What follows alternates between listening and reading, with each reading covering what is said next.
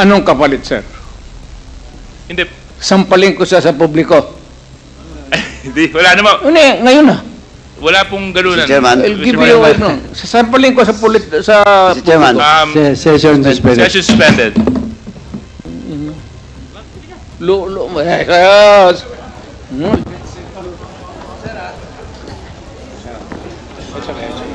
Sabi.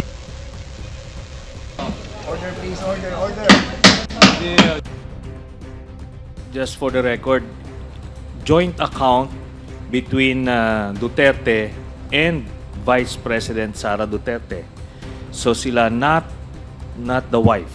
Yun po ang dun sa nakuha natin. And just like what I anticipated earlier, Mr. Chairman, na yung pagsasabi niya na he's willing to sign a waiver, it's the same thing. It's always a bluff. Ngayon, yung sasabihin niya, sasampalin daw ako, pipirma siya ng waiver, sige po, pwede, papayag ako, sampalin niyo ako, pero pirma muna kayo sa waiver. Nakita niyo po kanina nung sinabi ni Chairman Suarez na kung pwede siyang pumirma, ano hong ginawa niya, nang gulo siya, no? Pero baka pwedeng ibalik natin dun sa issue na pipirma siya ng waiver. O baka ngayon, nagtutulog-tulugan naman ho. So, pwede po natin papirmahin ng waiver pa rin. Mr. Chairman. Just one moment. I was not sleeping. I was praying I hope for his soul. I hope I was included in your prayers, former President Nagdarasal Duterte. po ako. Hindi ako nagtutulog. Okay. Why is there a build-up? Until now. Dahil Nagmamakawa ako sa Diyos na i-file na. Dispense with the investigation, file the case in court. darating po tayo dyan, Mr. Chairman. Pero ito po, no, buti nga yung anak niya na Taglord at saka yung ano niya, son-in-law That ay would be, I take exception to that statement, to Chair. Please, It is not fair. And it's my opinion. It's my opinion. Ikaw nga, pinapapatay mo yung mga suspected. session suspended. Maniwala kayo sa kanya o maniwala kayo sa akin? Make your choice. Sumabog sa galit sa Abang Lingkod Party List Representative Stephen Paduano kay ex-President Rodrigo Duterte matapos ang interpellation ni Congressman Benny Abante kay Duterte dahil sa pagkakaungkat ng dating Pangulong Duterte na ipapasight in contempt daw siya ni Congressman Paduano kaya natatakot siyang pumunta sa Quadcom hearing. Hindi naman ito nagustuhan ni Paduano ang pabirong sinabi ni Duterte na ipapasight in contempt siya. Dito na nag-umpisang umusog sa galit si Abang Lingkod Party List Representative Stephen Paduano. Na hindi kayo makaka-attend sapagkat wala kayong tiwala sa Quadcom. Ang ibig sabihin po niyan, kayo ay nagpunta ngayon sapagkat may tiwala na po kayo sa amin. Maraming salamat po. Sabi kasi ni sir, na ipakontempt ako. So, siya, sir. Are you done, Congressman Abante? Yes, Mr. Chair, maraming salamat po. Okay, maraming salamat din po. Ikaw yan, sir. Nagsabi na, we will cite him in contempt. Contempt, sir. Priso yan eh. Mr. Chairman. The next to interpolate. Yes, Congressman Paduano. The former president is not yet recognized in telling this committee and me to cite you in contempt. I never cited you in contempt. But, believe you me, I will not hesitate to cite it in contempt if you violate these proceedings. The internal rules. I will invoke Section 11 and your former congressman, and you know that. I never cited you in contempt. Mr. President, well, in fact, I just raised a point of order. Kaya sir, takot ako sa iyo. Hindi. Thank you. Hindi ka dapat matakot for as long as you follow the rules of this committee and you respect the members of this committee. I will Thank you, Mr. Chairman. behave, sir, because of you. Samantala, tila uminit din ang ulo ni dating Pangulong Rodrigo Duterte kay dating Senador at Caloocan City Mayoral Candidate Antonio Sani Trillanes IV habang isinasagawa ang Quadcom hearing kaugnay ng war on drugs at iba pang mga issue sa dating administrasyon nitong Miyerkules, November 13, 2024. Naimbitahan si Trillanes kaugnay sa iba't ibang isyong ipinupukol niya laban sa dating Pangulo. Lalo na ang patungkol sa iba't ibang bank records deposit at milyong piso raw na natatanggap ng mga Duterte kaugnay sa umano'y illegal drug trade.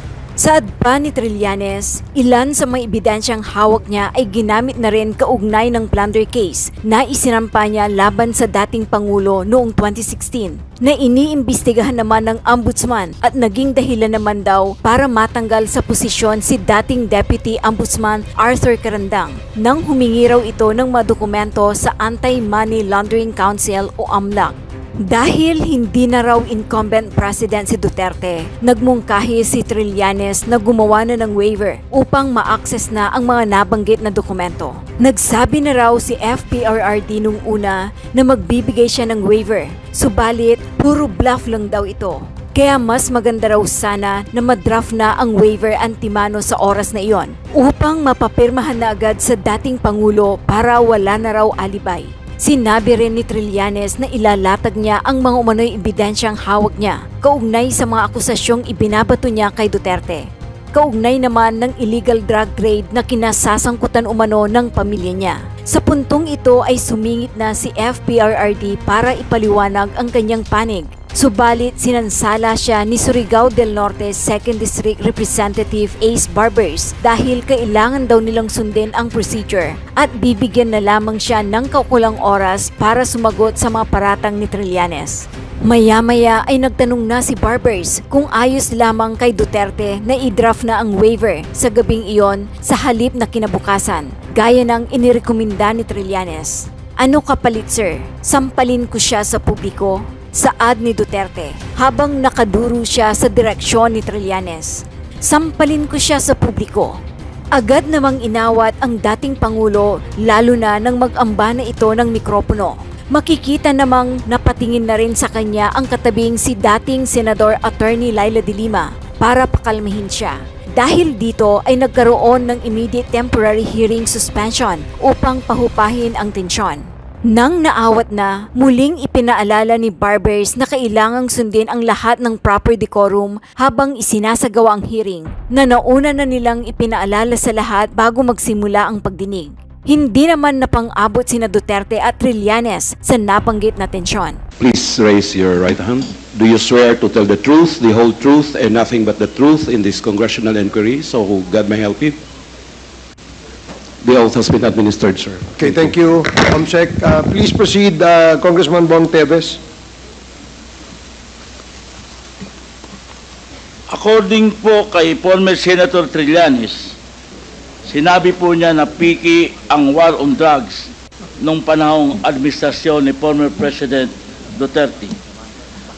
May I ask to former Senator, bakit po niyo sinabi na piki ang war on drugs? Ang statement po na yon na peke po ang war on drugs ni Duterte noong nakarang administrasyon.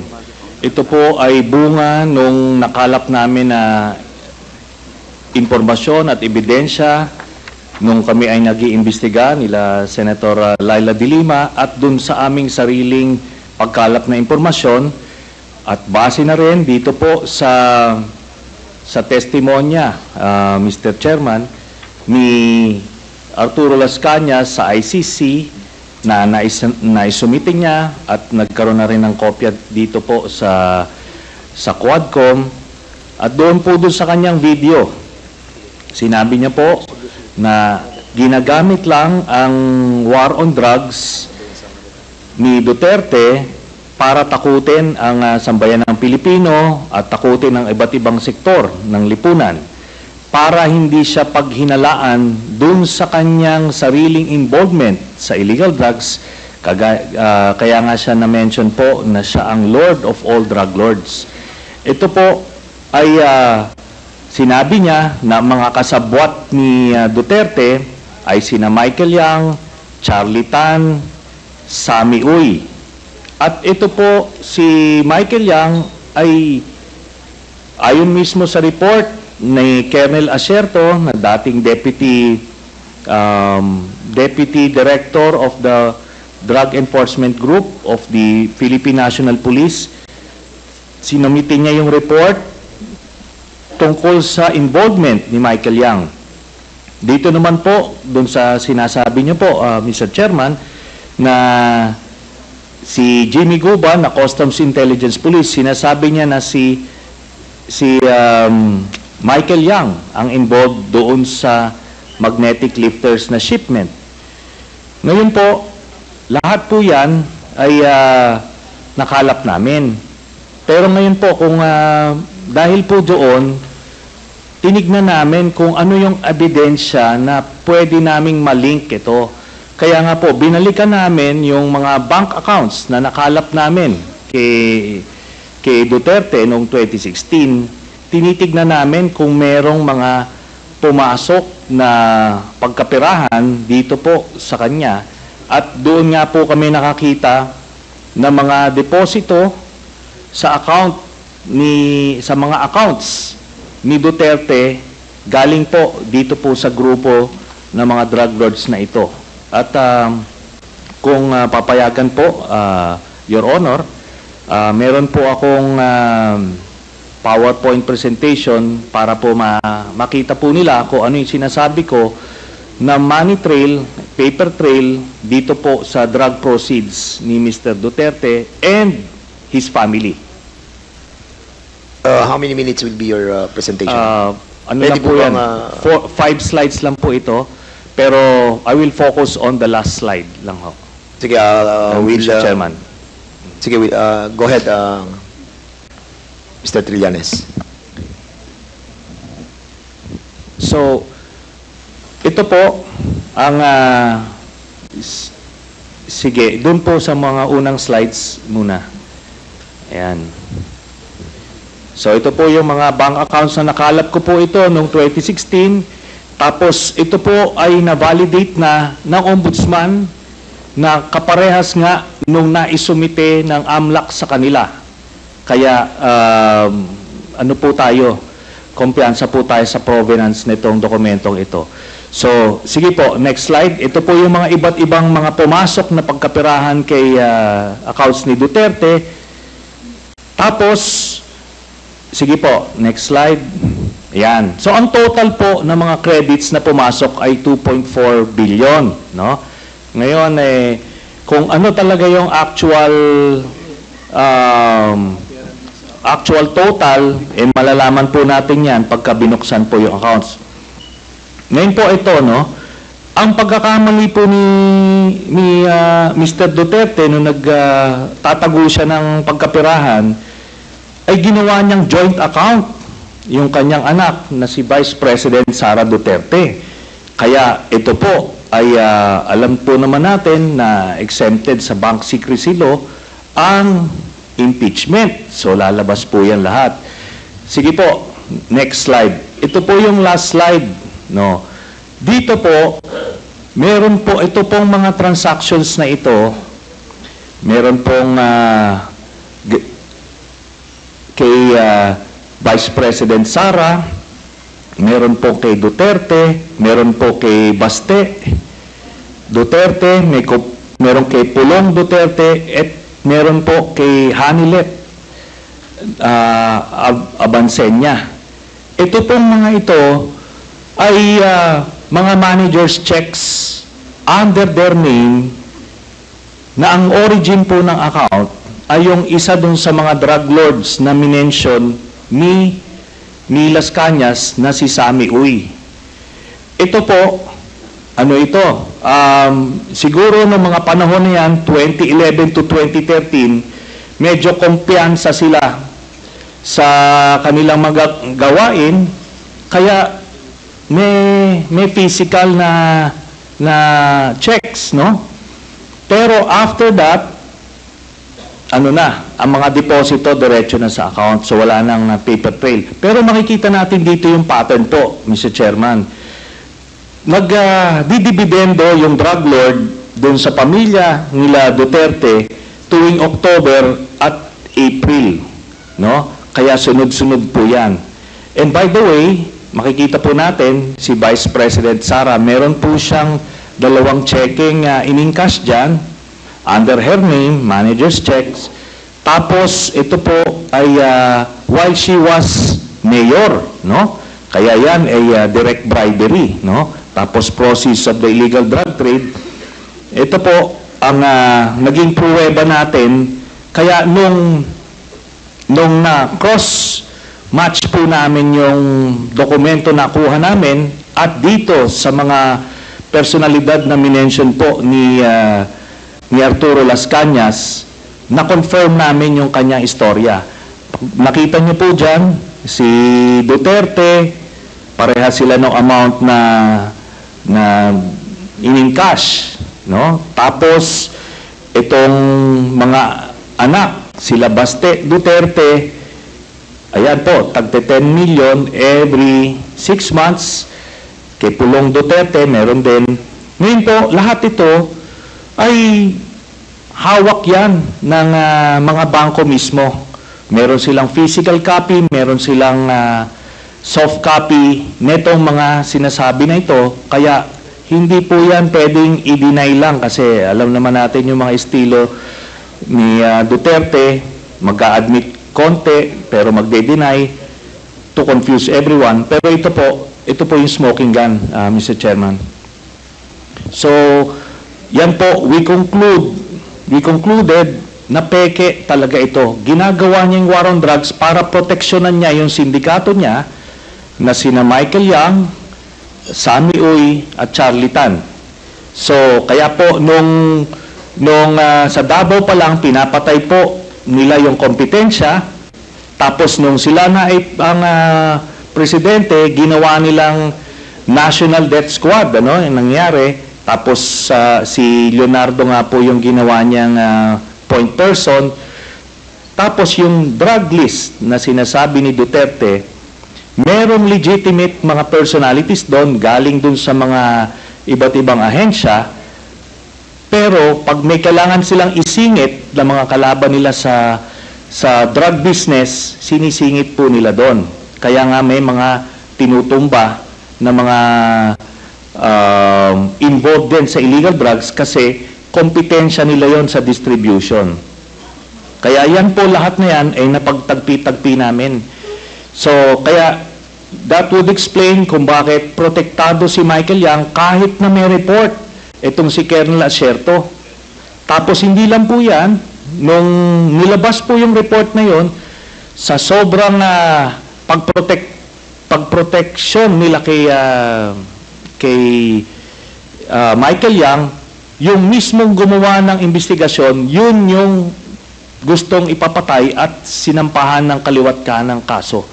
Kaya makita natin, dun sa mga drug lord na hindi kasabwat sa sindikato ni Duterte, ano siya, porsigido siyang patayin, pero doon sa kanilang grupo, itong mga ito na mention, Michael Yang, Charlie Tan at Sammy Uy, protektado hanggang ngayon.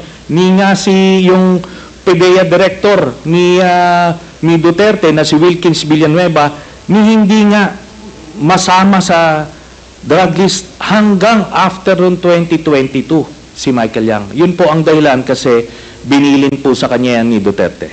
Salamat po. Mr. Chair. Yeah, please proceed, Congressman Teves. May I ask the former President kung alam niyo po ba na kinasuhan po ni former Senator Trillanes sina Congressman Paulo Duterte, Attorney Mans Carpio for drug smuggling?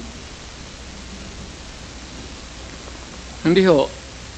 Pero kung totoong drug smuggling man sila, they should be prosecuted in court. And if convicted, they should serve sentence in jail. Hindi ko pipigilan yan. Kung kung totoo. Ngayon, yung narration dito ni ko kilala itong taong to, forgot his name. Your Honor, if there is an iota of truth, ayuta lang, baski konti lang, You can find out, may nilagay siya ng records. Now, I'm willing to execute an affidavit or kayo na lang to summon the banks pursuant to my waiver. Kung may totoo lang maski isa, I will hang myself in front of you. You can summon, I will sign a waiver, all banks, pati yung World Bank ng Amerika. Kung may isang totoo lang nakiting, I will resign and I will ask my daughter to resign and everybody in the family. That is my guarantee. And I will hang myself. Mr. Chairman. May I know, Mr. Chairman. Sir. Dali sige, sorry, Congressman Paduano, sige, you and then Congressman Teves, and then I will allow you, Senator Trillanes, after the two members have spoken. Yes, Congressman Paduano. Thank you, Chairman, with the indulgence of Congressman Teves. Ganito lang po, because Senator Trillanes presented yung mga bank accounts. May I ask this good former senator, how did you acquire these documents, bank documents? Nung campaign po noong 2016, meron pong nag-abot sa aming opisina na ang pangalan po niya ay Joseph De Mesa, in-identify niya. So sinabi niya, meron siyang mga dokumento na pwede namin tignan. So kampanya po yon, hindi po namin nabigyan ng atensyon until siguro a few weeks after, nakita ko po, yun pong nandoon, iba't ibang accounts. Then, chinek namin, binalidate po namin kung totoo yun, no? So, may mga nagdeposito po na doon sa iba't ibang accounts ni Duterte. Tapos, totoo nga, legitimate po. Then, nung kampanya, nilabas ko po ito at inamin mismo ni Duterte na totoo daw kasi una, dinideny po nung kanyang spokesman, but eventually, nung na-corner na siya, inamin niya, no? Tapos, hinamon din niya po kami na magbibigay din siya ng waiver. It's the very same dare na sinasabi niya ngayon, o bluff na sinasabi niya. At ano po, ako po ay nagpakita dun sa BPI branch na yon sa Julia Vargas, pero siya po hindi sumipot. Ang sumipot sa kanya, itong si Panelo. Ngayon si Panelo, wala pong dalang waiver. Ang nilabas niya, special power of attorney na may specific conditions. Ngayon po, natapos na lahat yung kampanya, presidente na siya, ni Oy, wala na po nangyari doon. Kaya ito po, inadmit niya na yan, mga dokumento na yan. Inadmit niya na yan, no? And let me just comment a bit, Mr. Chairman. Kasi yung sinasabi niya, in relation dun sa case na final ko kay Pulong tsaka kay Manscarpio, sabi niya, i-file daw sa korte at harapin nila. Pero yung mga libo-libong mga pinagpapatay never got that privilege of the due process. Pagka wala ka sa grupo niya, hindi ka sa sindikato niya, protektado ka. Kailangan mag-file sa korte. Pero pagkakaribal ka at ordinaryong Pilipino ka, tutumba ka. Yun lang po, Mr. Chairman. Man, can I have my follow-up question? You have the floor, Congressman Paduano. Former Senator Trillanes testified that that document was not acquired legally. It was just given to him. And with that, Mr. Chairman, though you might appreciate that bank records, but for me, Mr. Chairman, I am not a lawyer.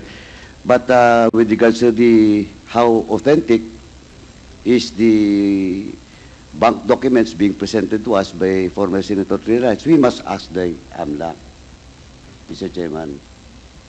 So, with that, Mr. Chairman, unless Senator Trillanes can present to us another document that that bank records came from an authentic, competent agency of government, Mr. Chairman. In this case, it's the AMLA. Now, Mr. Chairman, so with that, Mr. Chairman, Chair, this is a very serious accusation. So, Mr. Chair, Mr. Chair, Congressman point of order. Paduano has asked the floor, but with the Yes. indulgence of No, I think the chairman has ruled a while ago the sequence of those people present in this hall to answer. okay. I think we must follow that, Mr. Chair. Thank you for reminding the chair, Congressman Acop. Now, Congressman Paduano, please proceed if that is your last. I am sorry, I thought that you were tapos na. Thank you, Mr. thank President. you, Mr. President. Anyway, Mr. President, now with that, Mr. Chairman, and the former President has, a while ago, has a commitment to waive his right with regards to all the bank accounts that was mentioned by former Senator Trillanes. Now, Mr. Chairman, pwede naman parallel yan, AMLAC, at the same time, yung waiver ng, if the President, former President, will sign a waiver with regards to all those bank accounts. Thank you, Mr. Chairman. I will sign it, the document, tomorrow. And I will hand it kasi magagawin pa ng abogado. But I said, if there is an iota of totoo yung sinasabi, I will hang myself in your presence. I will invite you all to be a witness. Okay, thank you, Mr. Chairman. Congressman Paduano. Si Congressman Bong Teves, and then I will allow former Senator Trillanes after Congressman Bong Teves. Thank you, Mr. Chair. This is my last question. Siguro naman, first, Mr. President, lahat po na tinanong ko po sa inyo ay galing po yan kay Mr. Jimmy Guban. Not for me. Kasi po ay na-invite na natin siya rito bilang isa sa mga resource person sa mga naunang hearings. And then, may I ask Mr. President, for my last question, given na po na na-acquit si former Senator Laila de Lima sa mga kaso niya tungkol sa drugs, as now, Mr. President, naniniwala pa rin po ba kayo na si former Senator de Lima ay queen of all drugs lords? Sir, I go by what is the reality of the day. Pag sinabi ng korte, inosente si de Lima, inosente si de Lima. Wala tayong magawa dyan. Kung magsabi ang korte, guilty si Duterte, wala rin kayong magawa dyan. That's a democratic process. Ibig sabihin po, nagkamali tayo ng pag-akusa kay former Senator de Lima. Thank you very much, Mr. Chair. Okay, former Senator Trillanes, you are now recognized. Maraming salamat, Mr. Chairman. After, Mr. President, after the former Senator, the Chair will recognize you po. May I be given... Yes. Going to the bathroom? Okay. We'll have a 2-minute suspension.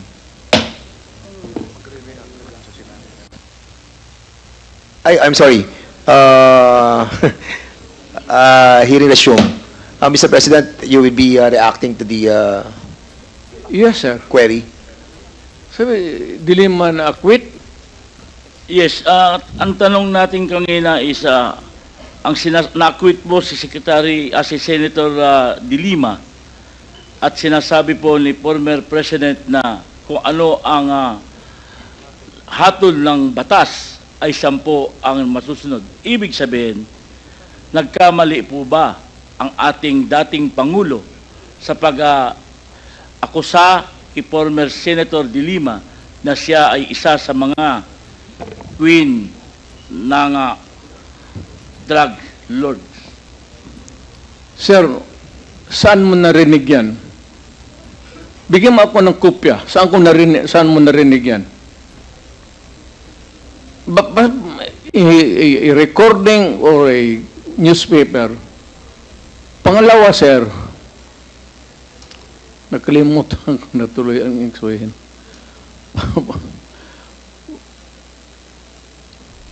You know,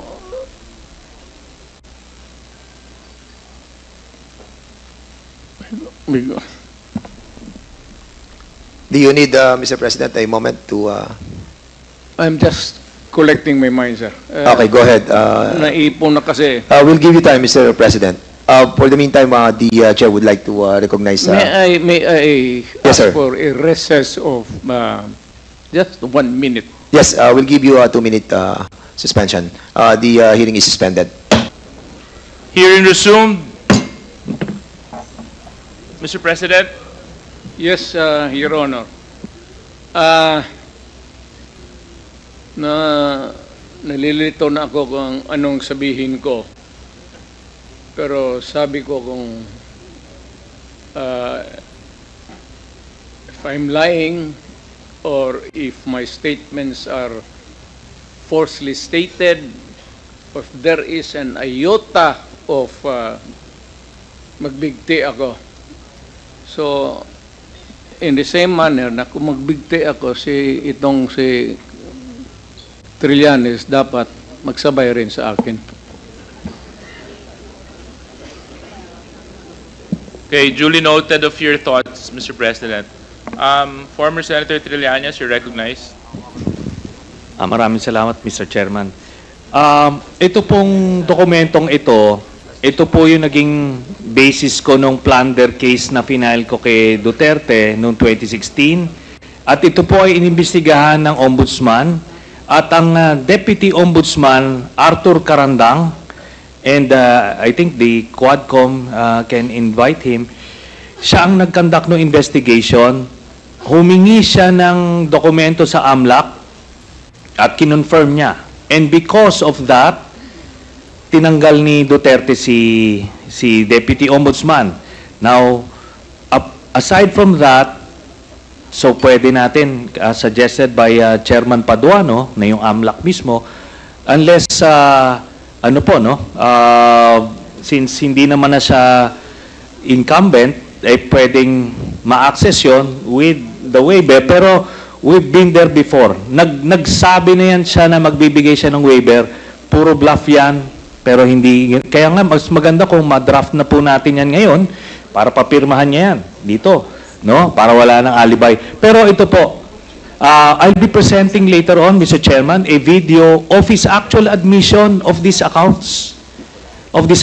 No? So, ito naman pong mga cheque na in-encash, in-extract lang namin from that long list. Mga manager's checks po yan, hindi nawawala sa system po yan. And later on,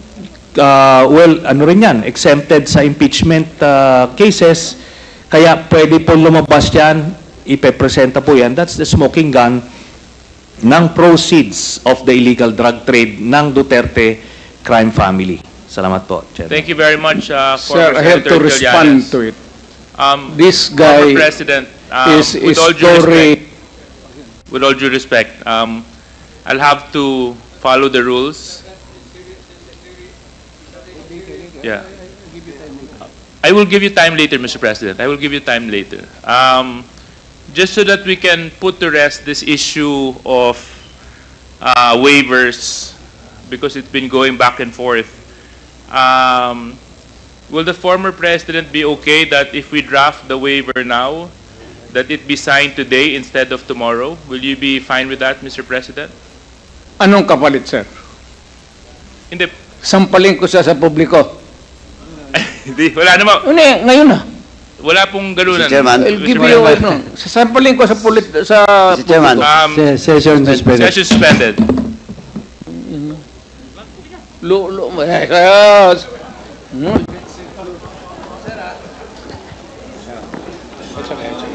Sabi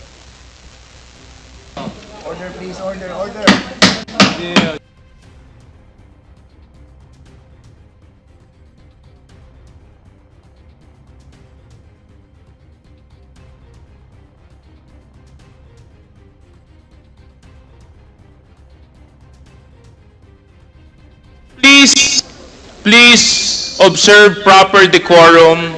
We are in a committee hearing. We have already stressed from the very beginning that the proper rules, decorum, will be implemented regardless of who you are. Regardless of who you are. We live by a set of rules in this committee, and those set of rules will be followed, and those set of rules will be implemented. I just would like to apologize for the unbecoming behavior. Init sa ulo lang yun. Thank you very much for your apology. It is accepted, and I hope that the others beside you would also observe proper decorum. So, but thank you very much for your apology. SDS and Mr. Chairman, may I move to strike off the word sampal on our record? There's a motion to strike off the word sampal in the records. Any second to that? Second, any objection? There being none.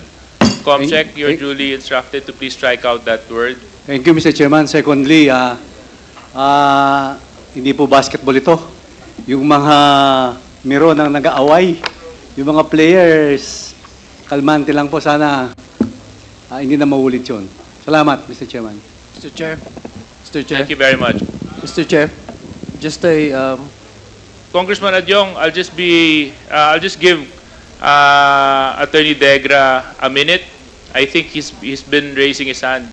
Yes, but before I recognize you, Attorney, can you kindly turn off the mic of the former President para lang hindi tayo nag-aagawan dito ng... Yes, you may proceed. Thank you, Mr. Chair. At the outset, I'm here among the resource persons because I was invited to be one of the resource persons, mainly, as mentioned earlier, as an item in the administrative matter to explain the circumstances of the two letters that we sent to the Quadcom on behalf of the President. So I am also not only a resource person here, but also acting as the legal counsel of the former President. That said, we have reviewed the agenda item for the 11th joint public hearing. And I hope we would be able to put things in context insofar as how the proceedings have gone through until now. And I noticed that insofar as what has been going on for the last 9 hours, this would only be limited to item 4, 5, and 6 in relation to the alleged extrajudicial killing in the Philippine campaign against illegal drugs during the previous administration. That said, Mr. Chair, we would like to be clarified because this is a legislative inquiry in aid of legislation.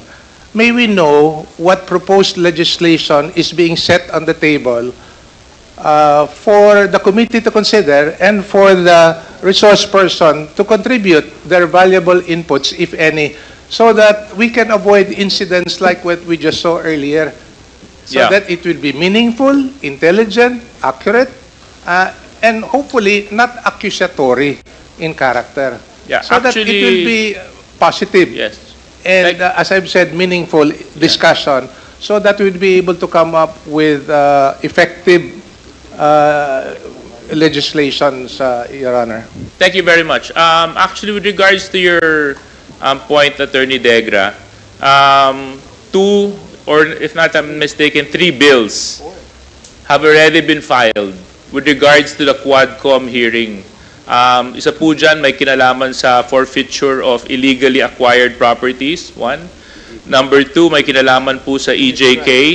At saka yung pangatlo po, may kinalaman po sa heinous crime. So, these investigations being conducted by the Quadcom has actually brought about a lot of legislation already. Other than that, our members are also looking into amendments of existing laws so that we can strengthen the institutions and the agencies by which the government operate in. Other than that, mapapansin po natin just very recently, naglabas po ang administrasyong ng ating Pangulo ng EO para sa implementation ng total ban sa Pogo. So, with that being said, Attorney Degra, Congressman Adjong? Thank you, Mr. Chair. Just like to ask Senator De Lima, are you comfortable in your seat, Senator? Because earlier when there was a small incident commotion, I saw you froze for a bit. Are you comfortable in your seat? We can transfer you if you want. I'm not comfortable, but I can stay here. Okay. Yes. I'm just concerned with our. I'm not afraid at all. Yeah. Thank I'm not. you. Yes. I'm just saying that for a little bit, I think you froze. Salamat And po. Salamat. Just concerned. Thank you. Mr. Chair. Thank you, Senator. Congressman Mr. Chair, yes, Chairman Benny. I cannot help but say this, no. I'm a little bit insulted by the statement of Attorney Delgra. You know, is he trying to question this committee on the pieces of legislation that we are trying to prepare? Mr. Chair, I'd like to find out because it seems to me, Mr. Chair, that he does not actually believe in what we're trying to do. Now, Mr. Chair, Attorney Delgra, my committee, the Human Rights, have at least 5 bills that ought to be filed. And it is not our duty to tell you what those bills are, Mr. Chair. Thank you very much, Chairman Benny. We do take note of your observation, and I hope our resource persons will be a little bit more prudent when it comes to the comments that they will be eliciting in this hearing. With all due respect to Congressman Adjong, but he is working, he's working on the assumption that seryoso, honest to goodness yung war on drugs. As we found out and as what I presented a while ago, everything is a ruse. Lahat po yun ay pagpapanggap lang. Kaya nga hindi niya masagot yung mga justifications dahil drama lang nila yon. It's just a form of social control, matakot lahat, and it was very effective. Sinampulan si Senator De Lima, pinakulong na walang na fabricated charges, kaya wala na, kumaga umatras na lahat. So it was all about that, pero titignan nyo what happened after. Yung grupo niya, yung sindikato niya, sila Michael Yang, sila Pulong, Charlie Tan, started importing illegal drugs through the front door sa customs. Pero ang ginawa nila nung una, a few months nung start ng administration niya, binabasag nila yung mga shabu laboratory everywhere with the projection na seryoso sila sa illegal drugs, pero mga kompetensya nila yon, yung local shabu manufacturers. So nung na-abolish na nila lahat, in-import na nila through the front door. Ngayon, magkano ang presyo nung shabu at that time nung kanila tumaas. So yung cartel nila ang nakinabang nung monopolization ng drug war. Kaya nga, sa galit niya, kunyari, sa pagpe-pretend niya ng galit siya sa illegal drugs, pero nung in-import yung 11 billion na shabu, yung 6.4 billion na shabu, then a few others na in-import, meron bang sinabihan si Duterte na kung sino yung drug lord behind it? Wala po. Tapos ito po yan. Sino po yung Customs Commissioner na nung time na yon? Si Faeldon, sa 6.4, si La Peña nung 11 billion. Diba, pinadaan sa customs. Kung talagang galit na galit ka at hindi mo kasabwat yung nagpasok na yon, you should have hung these people kung talagang ganun siya magsalita eh. Pero anong ginawa po niya? Pre-promote niya. No? Pre-promote niya po ito. Pre-protectionan niya kasi mga kasindikato niya. Then, here comes si Peter Lim, who was identified as one of the drug lords, pero same triad nila Michael Yang, kaya hindi nila mapatay, pinaalis na lang. No? Kunyari, nung nape-pressure, finailan po ng kaso, Pero anong ginawa ho? Dinismiss. Despite the evidence. Tapos anong ginawa ho dun sa prosecutor na nag-dismiss? Pre-nomote na judge. We have documented all this. Kaya we followed yung sequence ho. Kaya hindi kami mabobola ng mga ganyang parang seryoso. At kaya ho maraming nalilito na parang talagang gusto niyang ayusin lang talaga yung illegal drugs. Pero hindi. Former Senator Trillanes, yes. Yes. Can we just... just one more point, Mr. Chairman. Yes, yeah. Ito na lang po. We're going Mr. Chairman, off if I may- tangent from yes. our discussion. If I may, Mr. Chair. Yes, Congressman Fernandez. Para to save time, no, Yes. Mr. Chairman, can we have the documents that na sinasabi mo a while ago? So, para lang po makuha namin yung lahat ng Yes. points that you have mentioned. I already submitted to the COMSEC yung When was this? just today, yung nung Okay. present po. Alright, And, thank you. Kon po, yun po, as challenged earlier by Chairman Paduano, na pwede pong imbitahin yung AMLAC, but as I understand, hindi po exempted yung legislative inquiry because sinubukan na po namin yan. Pero exempted ang impeachment. So lalabas po yan eventually din. Pero yung ombudsman po, when they investigated this, they asked the AMLAC, kasi meron silang MOA ng exchange of information, nakuha nila yung mga dokumento na yon, kaya nga po na-validate yung aming mga dokumento. At ang magpapatotoo po nito, yung tinanggal sa pwesto na si Deputy Ombudsman Arthur Carandang. You can also invite him. Pero ito po yan. Nakita nyo po kanina nung sinabi ni Chairman Suarez na kung pwede siyang pumirma, ano hong ginawa niya, nang gulo siya, no? Pero baka pwedeng ibalik natin dun sa issue na pipirma siya ng waiver. O baka ngayon, nagtutulog-tulugan naman ho. So, pwede po natin papirmahin ng waiver pa rin. Yeah, Senator Trillanes, we'll get to that item later. So I gave you your chance to speak, and I will now recognize Congressman Sindanya. Yes, Congressman Sindanya. Thank you. May I interrupt? Mr. Chairman. Just one moment. I was not sleeping. I was praying I hope for his soul. I hope I was included in your prayers, former President Nagdarasal Duterte. po ako. Hindi ako nagtutulog. Okay. Yes, Chairman Paduano. Mr. Chairman, since former Senator Trillanes has mentioned about the authenticity of such, and you mentioned the name of former Deputy Ombudsman Carandang. So, Mr. Chairman, I move that we will invite former Deputy Ombudsman Carandang on the next hearing, Mr. Chairman. So move, Mr. Chairman.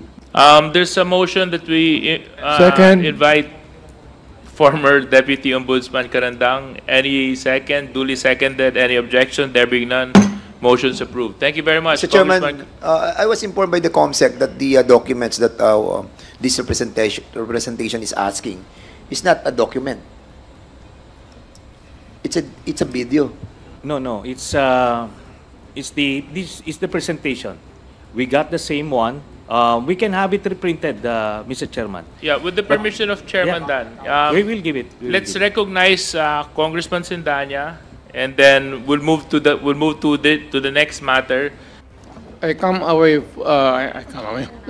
from a faraway place. It's expensive to travel.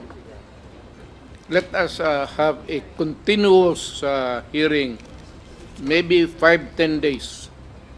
And each hearing hanggang ako, I'm good until 2 in the morning.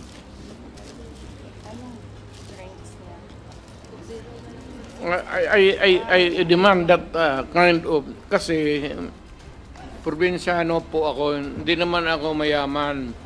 Every time that I am summoned here, it's a expense. Hotel, pati aeroplano. Ngayon kung magsige tayo dito pa, ganon, mamuluwi ako. I am living on my retirement pay. Wala akong negosyo. Tanungin mo kahit sino sa Davao. Wala akong outside source except my retirement pay. Ngayon, kung ganito tayo palagi, mamamlubi talaga ako.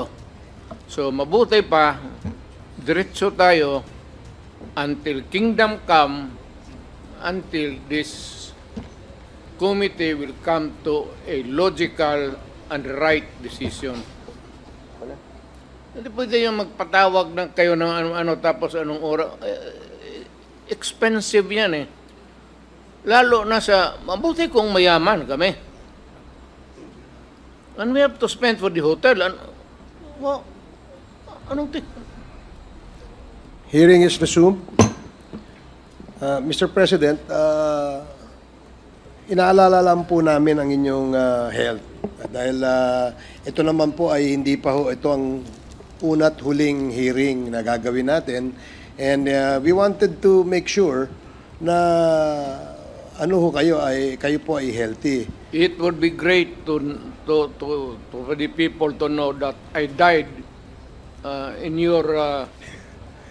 Mr. President, in deference also with the request of the Vice President, concern lang po siya sa kalusugan po ninyo. And that's the reason why the chairman decided to let you go. Vice President lang naman, di ba siya presidente? Hintay siya kung presidente siya, maniwala tayo. So are you okay? And can we proceed, Mr. President?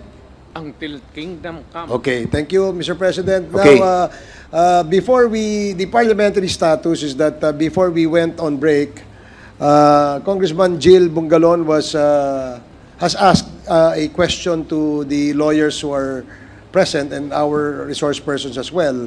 Now, you can continue, Congressman Bungalon. Thank you, Mr. Chair. I'm already. Let's end with the discussion of the jurisdiction. I just would like to ask some questions to one of the resource persons, former Senator Antonio Trillanes.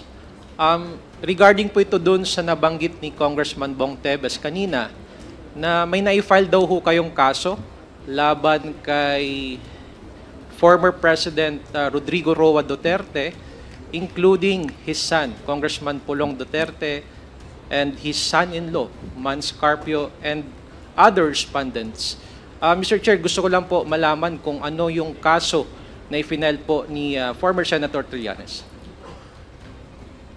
Mr. Chairman, ang na-file ko na case laban kay Duterte ay tatlong plunder cases.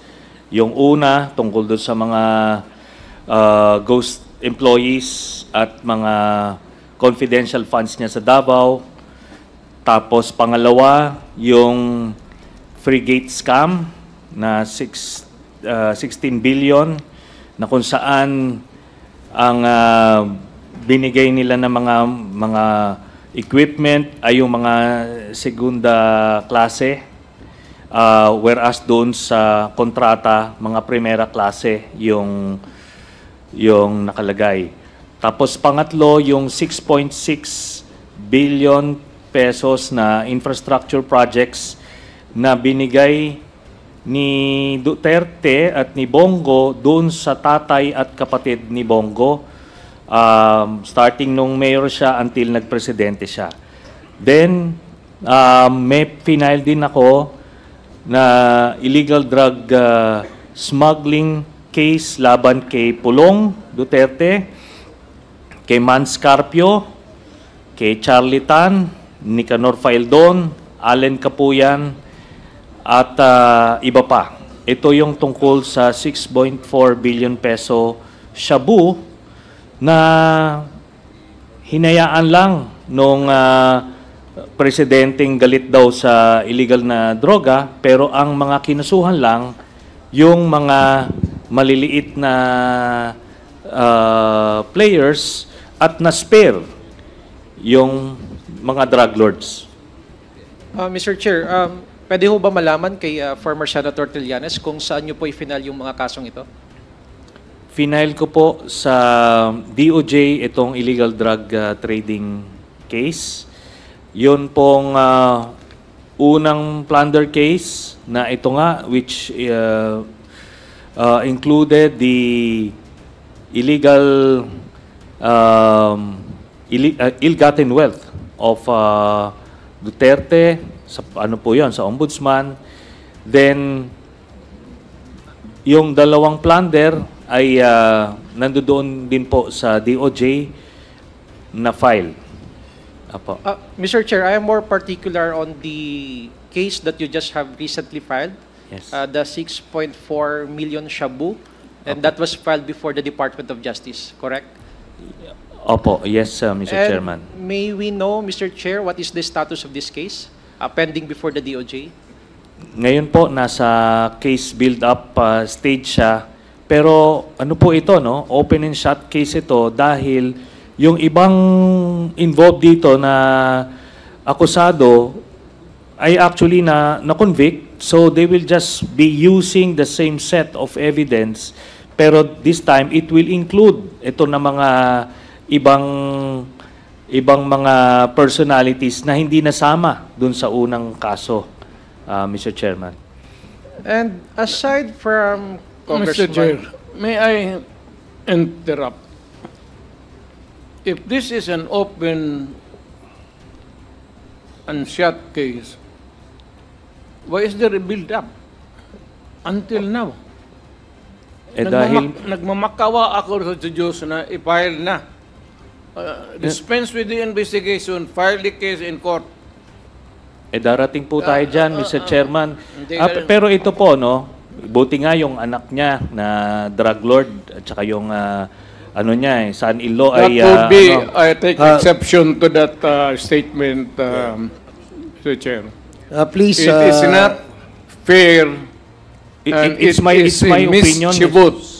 It's my opinion. Ikaw nga pinapapatay mo yung mga suspected. Session suspended. Wala ka na. Ano? Sani. Pinapagalit Sani. Huwag kang mag-arte rito ng ganyan. You do not provide.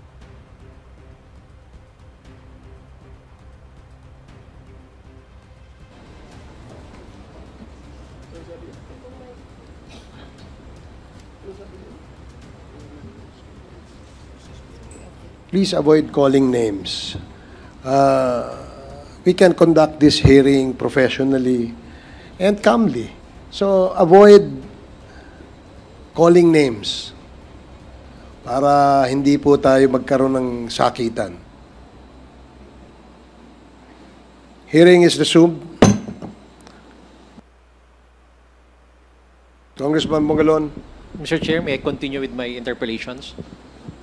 Mr. Chair, with regard to this case filed and pending before the Department of Justice, I just would like to ask the complainant, former Senator Trillanes, I think it is safe to assume that before you filed the case, you conducted your research. Would that be correct? Yes, Mr. Chairman. Doon pa lang sa Senado, nag-imbestiga na po kami. At lahat po ng nakalap namin na informasyon doon, plus yung mga ginamit ng prosecution sa paglilitis ng kaso, yun po ang included. At maliwanag po yun, no? Yun namang pagka-label ko po ng drug lord. That is my assessment po, Mr. Chairman. With all due respect dun sa mga members ng committee, there is no other skirting around the fact. Kasi po, nung sila, maliwanag po dun sa testigo, yung testimonya ng testigo, kinokontrol ang gatekeepers at that time ng mga kontrabando ay si Man Scarpio at si Pulong Duterte. At nakalagay po yon on record sa Senate investigations at doon sa court hearings. Then, ito nga po, no? Hindi sila sinama nung final sa kaso by some miracle, ang in-include lang yung mga minor players. Ngayon, yun nga po yung sinasabi ko simulat sa pool, kasi po kung talagang seryoso tayo dun sa paglilinis ng ating bayan ng illegal drugs, dapat hahanapin mo yung mastermind. Sino yung pinakang drug lord na nag-import nito? At yun nga po, ang natumbok namin, si Pulong Duterte. In fact, nung Senate hearing, sinabi ko nga na miyembro ng triad si Pulong at yung proof nun ay yung dragon tattoo sa likod niya, which is the mark of a triad member. And I challenged him. Sabi ko kung pwede siyang ipakita ron. At kahit na dun lang siya sa isang secluded room at makuha ng Sergeant at Arms, edi either mapoprove or disapprove. Kung prove or disprove. At doon nga po tinanggihan niya. No? It was an opportunity to show the whole country na hindi lang inosente siya, na kundi mali yung aking mga impormasyon. So natumbok na namin yun noon, pero nung final yung kaso, tinanggal po yung anak, si Pulong. Opo. To continue, Mr. Chair. You have last 2 minutes, Congressman Bungalon. Yes, thank you, Mr. Chair. I'll just wrap up my questions. To continue, you conducted a Senate investigation in 2017. And what was the outcome of that investigation? Yun nga po, no? Dahil na whitewash po nung mga panahon na yon, kasi yung chairman ng committee noon ay kaalyado nito ni Duterte, kaya wala pong nahantungan. Tapos nung final po sa DOJ yon, yung kaso na yon, dahil nakatingin na po yung buong Pilipinas eh. At nakuha talaga yung 6.4 billion shabu. So, kailangan po may mananagot. Pero ang mga nanagot ay yung mga nasa ibaba lang. Ni nga pangalan lang nung drug lord na nasa likod nung importation na yon, ni hindi po minimension nung mga PIDEA or nito ni Duterte para lang pakita no, kung sino yung nasa likod nun. Kaso he was not interested precisely because kagrupo niya. Isa na doon yung anak niya. Yun po yun. Mr. Chair, a while ago you mentioned the name of Michael Yang. Yes. Is he a respondent to this case? Doon po yan sa Jimmy Guban case. Dalawa po kasi, no? Yung 11 billion na yung shabu shipment na yon. Ang sabi ni Jimmy Guban, base doon sa testimonya niya dito, doon po involved si Michael Yang, Pulong again, and Manscarpio.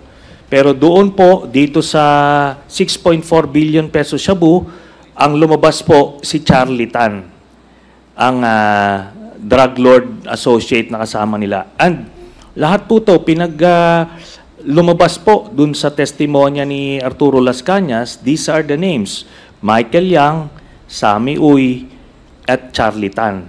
Sila po yung mga kakagrupo ng drug lords na kapartner at pinoproteksyonan ni Duterte. For my last question, Mr. Chair, you also mentioned a while ago the word triad. Yes. Ano ho ba itong triad nito at ano ang partisipasyon nitong triad nito sa sinasabi niyo pong 6.4 million na shabu at yun yung basis nyo ng pag-file ng kaso laban ho sa mga respondents dito sa kasong ito? Base po sa testimonya ni Las Cañas, miyembro po ng triad si Charlie Tan at Michael Yang at ni-recruit nila si Pulong. So yun po ang triad. Ito po yung mga grupo na involved sa mga illegal activities na based sa mainland China, Hong Kong, and Macau, Mr. Chairman. That would be my last question, Mr. Chair. Thank you. Interrupt. Thank you, Congressman Bungalon.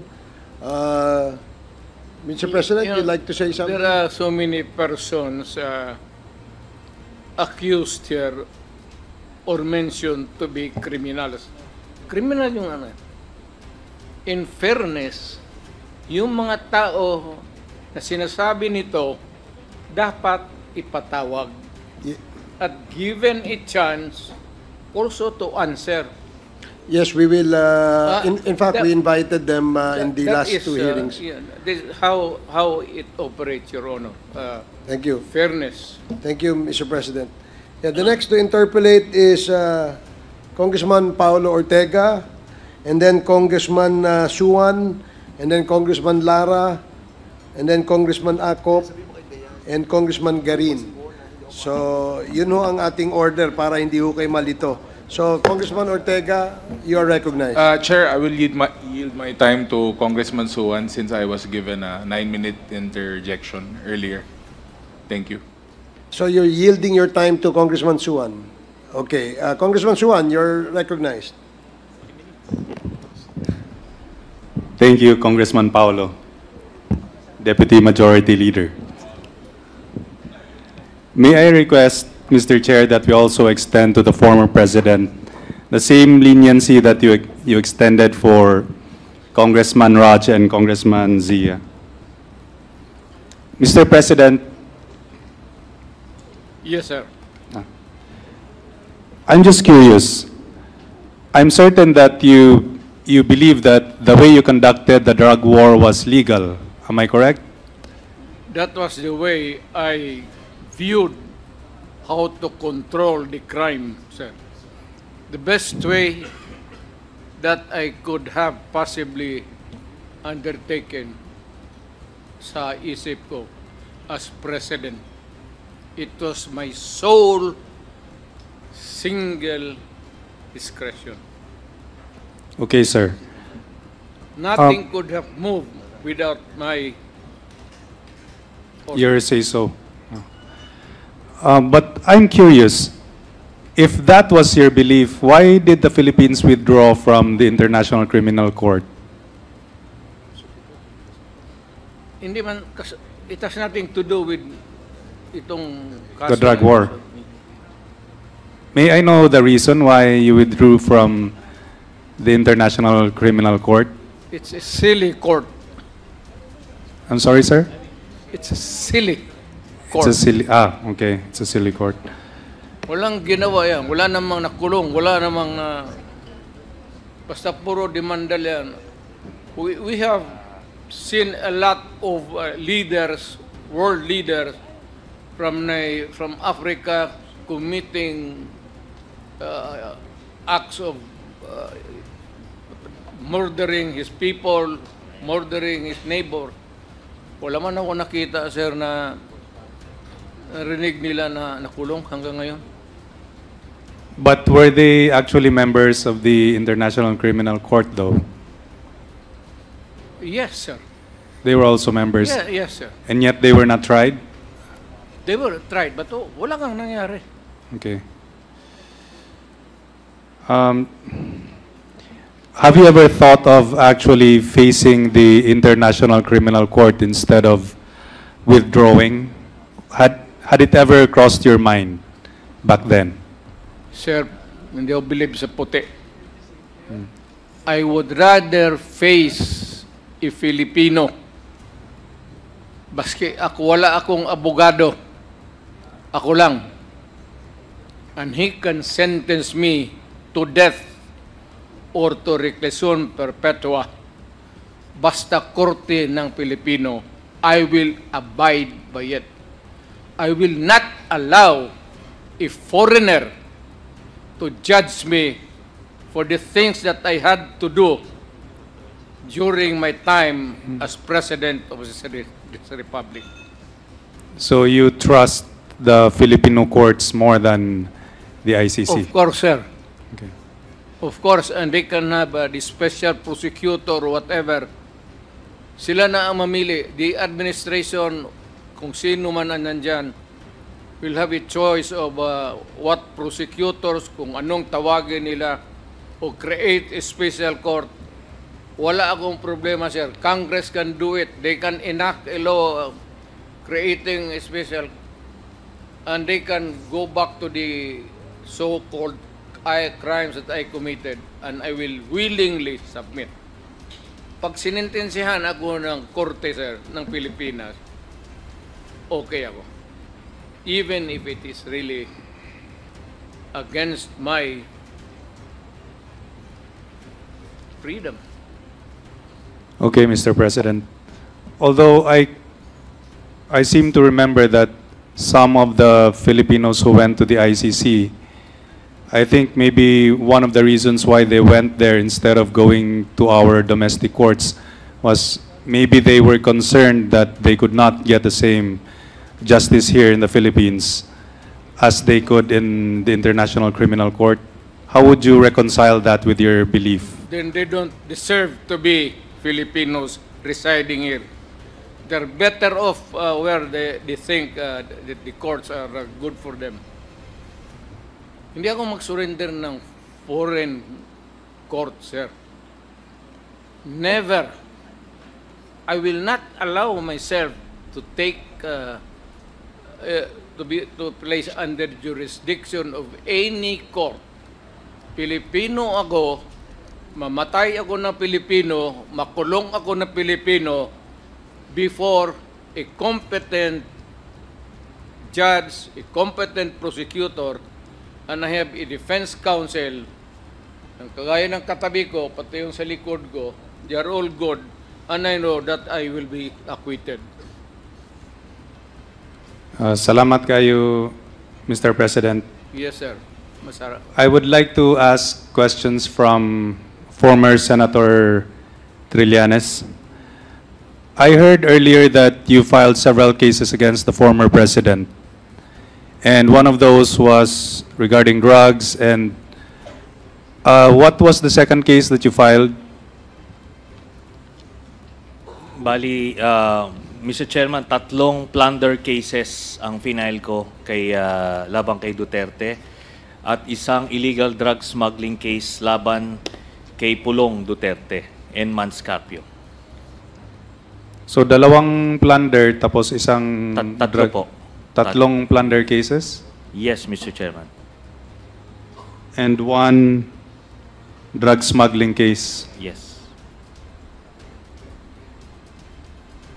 So you filed 4 separate cases against the Duterte family? Yes, Mr. Chairman. What was the earliest case that you filed? Yung una po, yung 2016 na final ko. At yun nga po yung inimbestigahan ng ombudsman. At in the course of their investigation, ito pong si Deputy Ombudsman Arthur Carandang ay na-confirm niya na validate niya yung ano ko, Mr. Chairman, yung mga documents na sinubmit ko doon sa nung hiningi niya yung documents sa AMLAC. So the documents I presented here were the same ones. The ones that you showed earlier? Yes, yes, Mr. Chairman. Here in the screen? Yes, Mr. Chairman. So those were the basis of the case that you filed in 2016? 2016, yes. And what case was that again? Plunder? Plunder, yes, Mr. Chairman. So who were the accused in that case?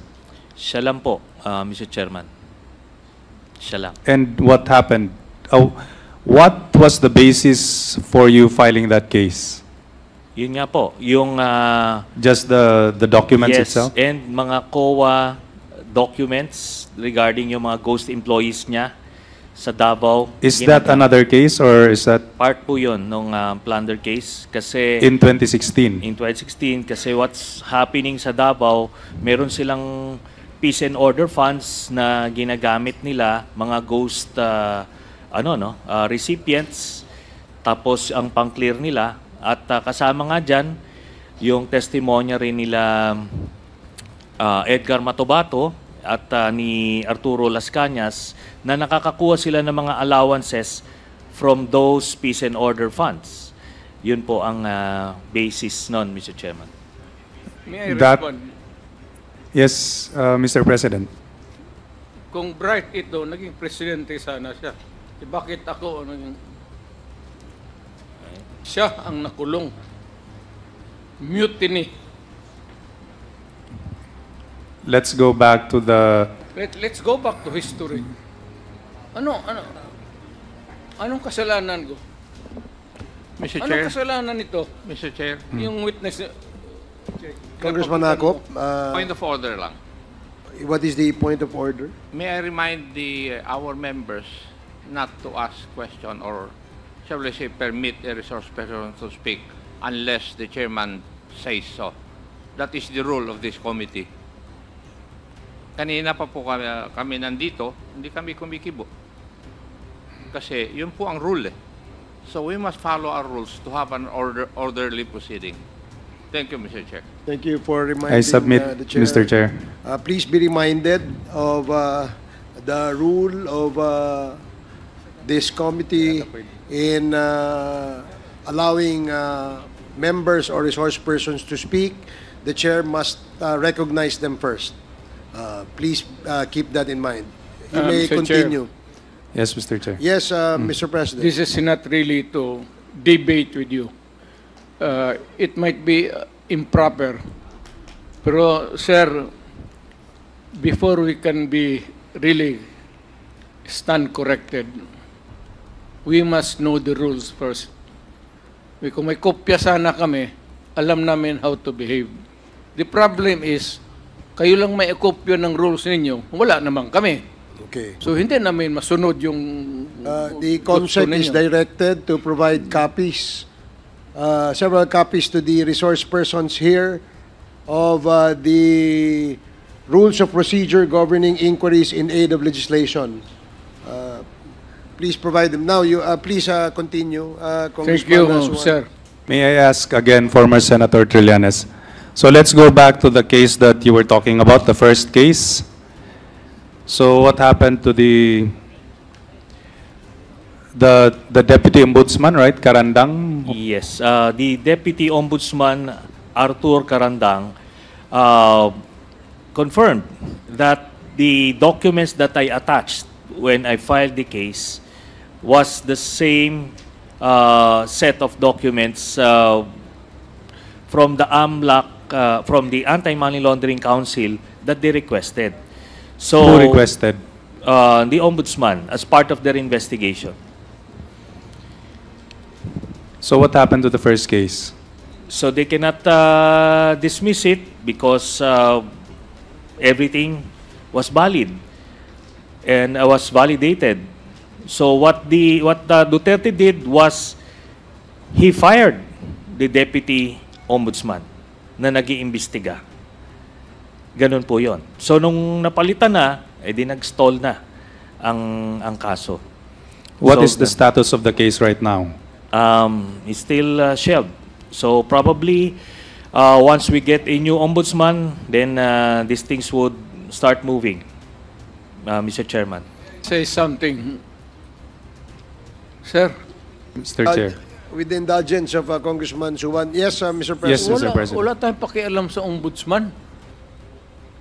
We cannot interfere. Alam ninyo yan, baski sino. Lalo na mga politiko. Yes. Wala tayong pakialam sa ombudsman. We cannot tinker with the ombudsman. And you can call him here and ask him questions.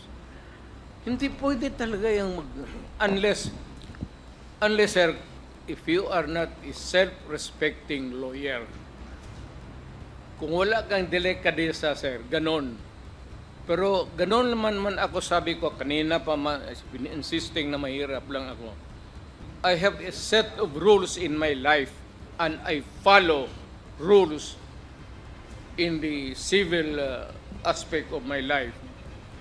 And naging physical ko. Thank you, Mr. President. That's noted. Yes, please proceed. Okay, let's go back to the case. Senator Trillanes, you said that your case involved plunder.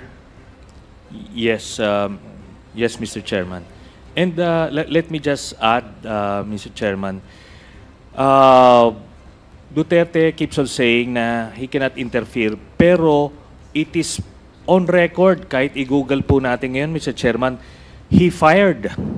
Pinatalsik niya sa pwesto yung nag-iimbestiga nung kaso niya, the Deputy Ombudsman Arthur Karandang, who was earlier invited by the chairman para maririnig po sa kanila kung ano talaga yung nangyari po doon sa investigation po na yun.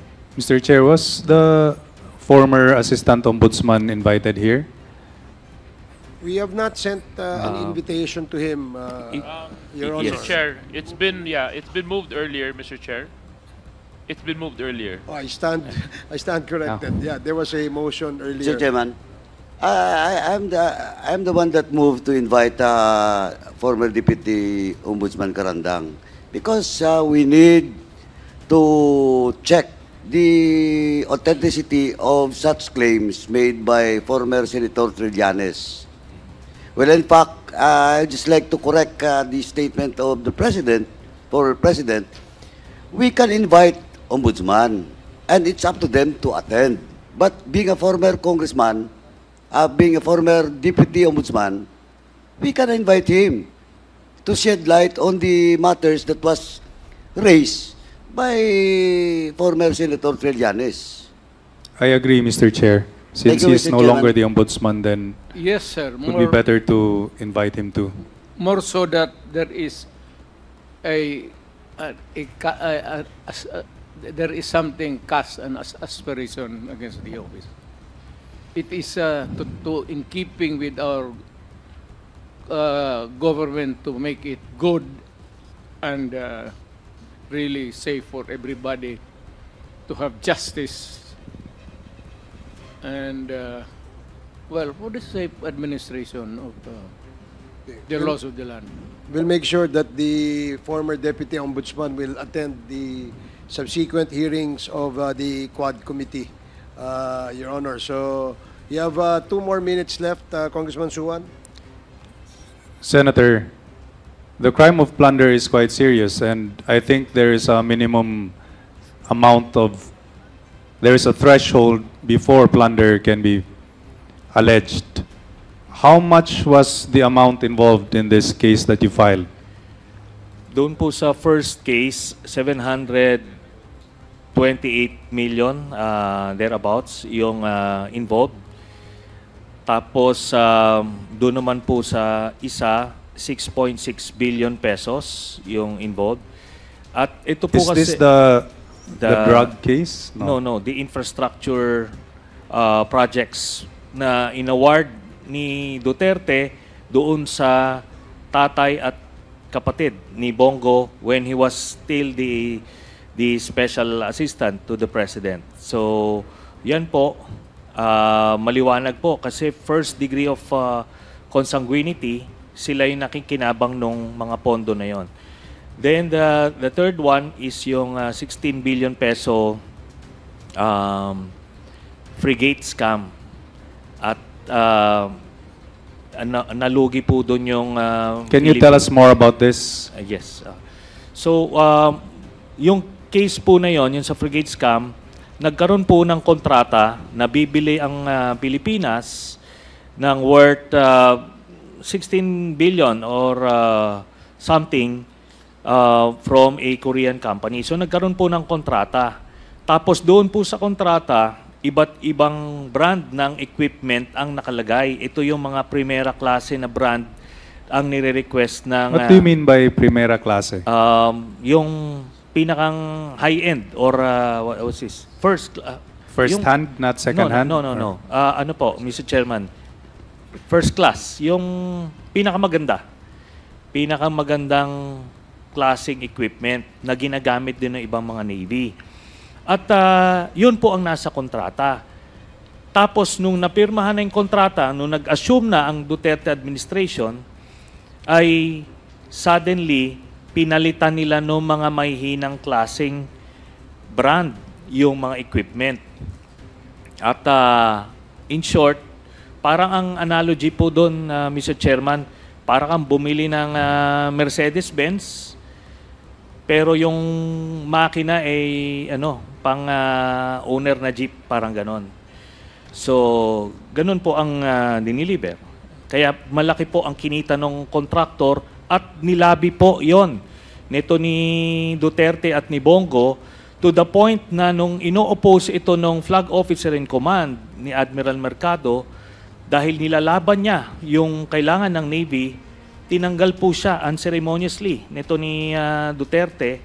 Who was removed? Si Admiral Mercado, Mr. Chairman. Na ginagawa lang naman yung tama at nilalaban kung ano yung nasa kontrata. Pero naareglo na nila eh. Siya po yung tinanggal, Mr. Chairman. Call the Navy. Baka sunod ito sa Air Force na. Okay. Please proceed. So, what happened to the third case? Yung third... The one involving the frigates? Nasa investigation phase, Mr. Chairman. And by the way, liliwanagin ko lang po, no, na I didn't say anything negative about the current ombudsman. I'm just saying baka meron po siyang ibang mga priorities kaya hindi po niya natututukan itong nauna kong final na case. And let's hope that that will change in the months to come. And last question, Mr. Chair. What happened to the second case, the one where you said involved 6.6 billion for infrastructure projects? Final ko po yan sa DOJ. As far as I know, ano rin po, nasa investigation and case build-up phase. Pero yan po, lahat ng dokumentong pinasa ko dyan ay mga COA and DPWH contracts at documents. So, yan naman po, itong tatay at kapatid ni Bongo na wala pong AAA license, ang ginagawa po nila, ang modus nila, nagpa-partnership sila, kunyari, doon sa isang may AAA contract. Tapos, pero ang lahat ng nakapirma, even yung mga nagkiklaim ng checks, ay yung tatay at kapatid ni Bongo. At maliwanag po yun na sila po ang nag-benefit beyond the threshold na 50 million, Mr. Chairman. Okay. May I just manifest, Mr. Chair, that I don't think that the Ombudsman is sitting on his duties. Correct. Anyway, that's my... Okay, thank you. That's the last of my questions. Thank you. Thank you, Congressman Suwan. Call the attention of the Ombudsman. We will...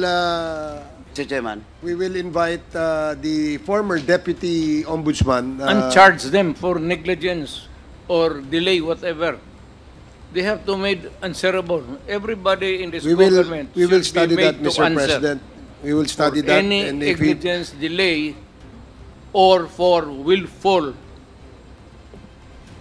Mr. Chairman. we will study that, Mr. President. Chairman. Yes, Congressman Paduano. As part of the position of the chair to study that case that was mentioned by the former Senator Trillanes, may we direct the former Senator to submit in this committee all the cases that he filed in the Ombudsman before the next hearing? Yes, Mr. Chairman. Please submit to this committee before the next hearing. Yes, Mr. Para Chairman. po, we can discuss it. Wala namang subjudice dito. Yes, No? Mr. Chairman. But of course, the merit of question of yung sinabi ni former President, let us see. No? Let us see what will be the action of... Well, in fact, kung may nakita tayong problema, kahit sinong citizen of this country can file a case against those sitting officers in the Ombudsman. Thank you, Mr. Chairman. Thank you, Congressman Paduano. Mag-subscribe at i-click ang notification bell para sa mga susunod na video updates. Maraming salamat po.